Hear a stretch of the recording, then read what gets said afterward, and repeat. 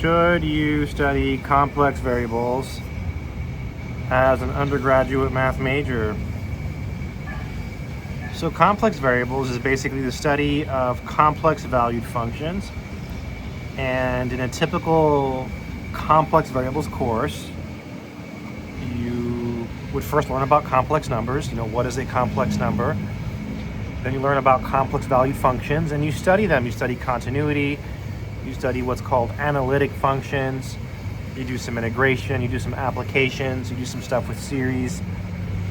And the really nice thing about complex variables is that it is very similar to what you do in a calculus class. So if you've had Calc 1, 2, or 3, you do limits, derivatives, and integrals, it's very similar in complex variables, except it's cooler, right? You do more interesting things, you do some cooler integration, and you also do series. And so that makes it a very, I don't want to say easy, but it makes it a smoother transition. So complex variables, generally speaking, is a much easier course than, say, real analysis or advanced calculus at the undergrad level. So if you're thinking about taking it, my advice is go for it. It's probably one of the nicest subjects you can take as an undergrad. It's worth it. There's a couple good books I like. There's two books that I think are really good for beginners.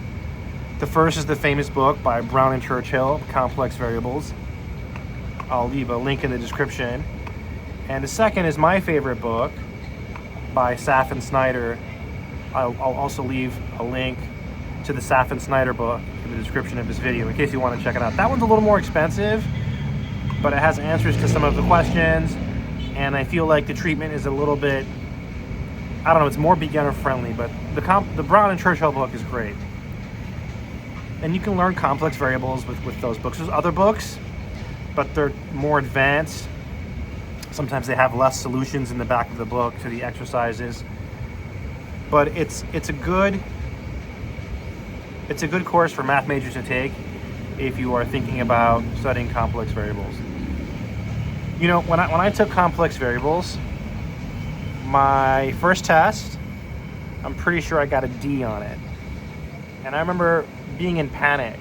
I remember when the professor handed out the test, he stood up there and he lectured us. He told us that none of the math majors got A's in the test. He said, I can't believe that not a single math major got an A.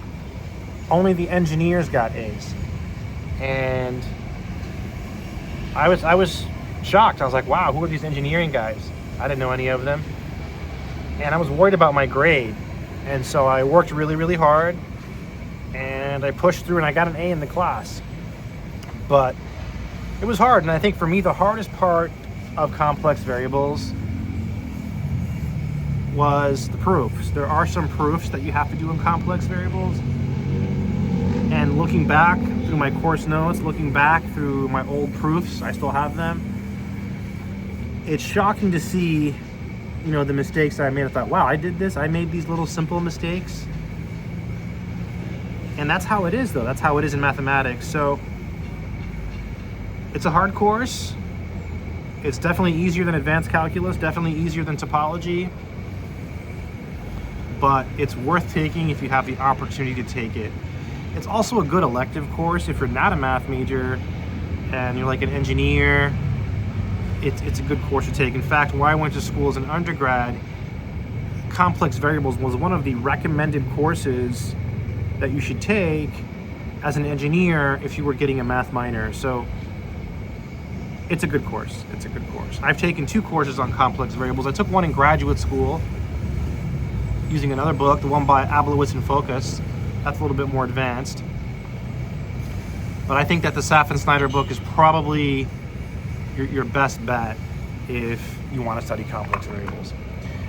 The prereqs for complex variables would be calculus. You got to know some calculus and some basic proofwriting. The more proofwriting you know, the better. If your proofwriting skills are strong, then you're in good shape. But basic calculus is definitely something that you want to have before taking complex variables, because you got to do limits, you got to do derivatives, you got to do integrals, You got to do all that stuff. All that stuff. Hey, listen, if you want to learn math, I have courses. I have like a Calculus 1 course, Calc 2, Calc 3, differential equations, advanced calculus, abstract algebra, trig, and many others. They're on Udemy, which is a reputable place to have courses, but if you get them, please use the links from the description of this video or from my website, mathsorcerer.com. Helps me greatly.